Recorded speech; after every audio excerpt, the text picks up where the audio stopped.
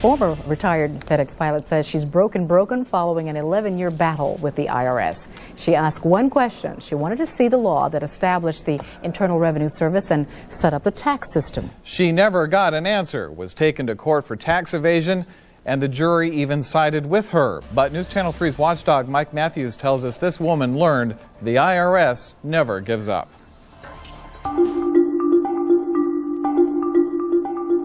And you can see that it was returned broken. Her home has items tagged as if they were lab experiments. The Internal Revenue Service has been here, and they're taking what they can to sell to try to get the money that they say Vernice Kuglin owes them. Are you anti-American? Absolutely not. I am an absolute true American. There just doesn't seem to be really a lot of rhyme or reason. She thinks the IRS is looking for more than $1 million from her. Maybe more, maybe less. She says it's tough to keep track. Do you support the government? I support the lawful activities of the government which the Constitution created. Are you required to pay your income taxes? For more than a decade, Vernice Kuglin didn't pay her taxes.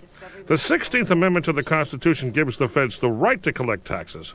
I did a lot of research in here. But Vernice Kuglin says she wanted to see the law, and she says it doesn't exist. There isn't a law. I cannot find it anywhere. I've looked anywhere. The story might end soon for Vernice Kuglin. The IRS has made it clear that they might take her home and auction it off. She owes them money, and they can get the money any way they can. It is a long way from what happened when the retired FedEx pilot first decided to question the government. My letters to the IRS? She wrote the IRS saying she'd pay her taxes if they'd simply show her the law that says they can collect taxes. No secret, she says, no diabolical plots. So I notified them of what I was going to do. I also told them at that time that I was willing to pay any taxes for which I was liable. I needed to know what law, what tax. Again, I got no response. I have yet to get response. Vernice says the IRS started sending her letters in 1998. By March of 2001, she'd been charged with tax evasion. But in her August trial of 2001, a jury ruled Vernice didn't do anything wrong. The jury came back with a verdict of not guilty. Did you feel like it was over? Yes, I felt that I had won.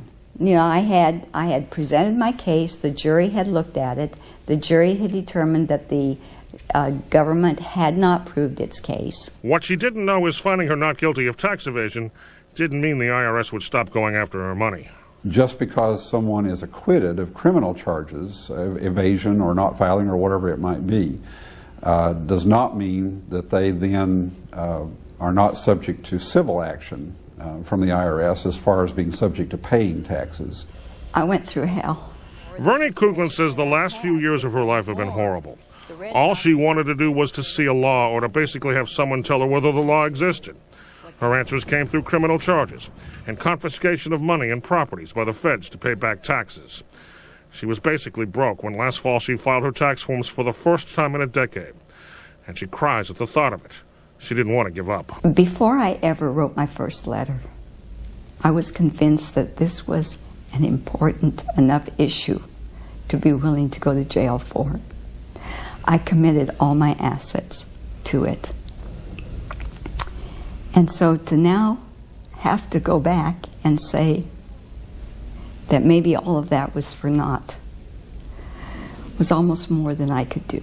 Vernice wouldn't advise anybody to not pay taxes. She simply says, think, find answers to questions, hold people accountable. The IRS says, don't pay, they'll hold you accountable. Typically there is a 10-year collection statute, civil collection statute that we operate under.